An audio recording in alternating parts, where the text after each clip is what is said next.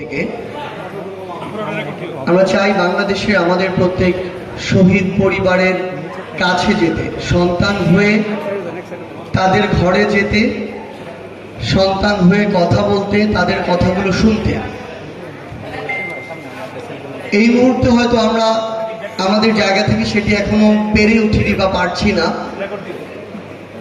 আমরা আমাদের জায়গা থেকে তাই বাংলাদেশের প্রত্যেকটি বিভাগে যাচ্ছি, কিন্তু আমরা আপনাদেরকে শুধু এটুকু কথা দিতে চাই যে যদি সৃষ্টিকর্তা আমাদের বেঁচে থাকার যে সময়টা সেটা আর কিছুটা দীর্ঘায়িত করেন, আমরা আমাদের প্রত্যেক শহীদ পরিবারের কাছে যাব সন্তান হিসেবে, ভাই হিসেবে।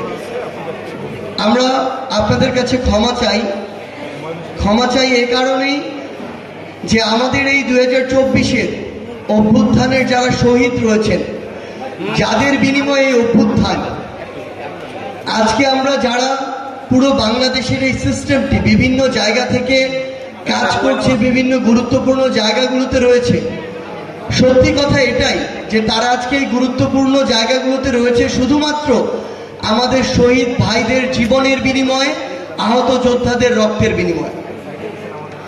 আজকে যারা বাংলাদেশের এই গুরুত্বপূর্ণ পদগুলোতে রয়ে এই রাষ্ট্রযন্ত্র পরিচালনা করছে, আজকে থেকে 4 মাস আগে তারা তাদের ওই সার্ভিসের সবচেয়ে বেশি বৈষম্যের শিকার হয়েছিল।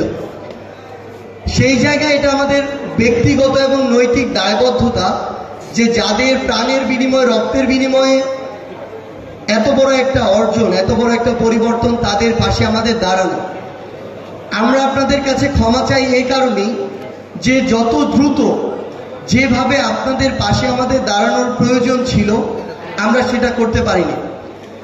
এই সীমাবদ্ধতা স্বীকার করতে আমাদের বিন্দুমাত্র সমস্যা নেই, কিন্তু আমরা আপনাদেরকে শুধু একটি জিনিস বলতে চাই, আপনাদের জন্য একটি ফাউন্ডেশন হয়েছে, জুলাই শহীদ স্মৃতি ফাউন্ডেশন, যেটি শাহবাগে, ঢাকার শাহবাগে বারডেম হসপিটাল এবং হোটেল ইন্টারকন্টিনেন্টাল এর মাঝে রয়েছে।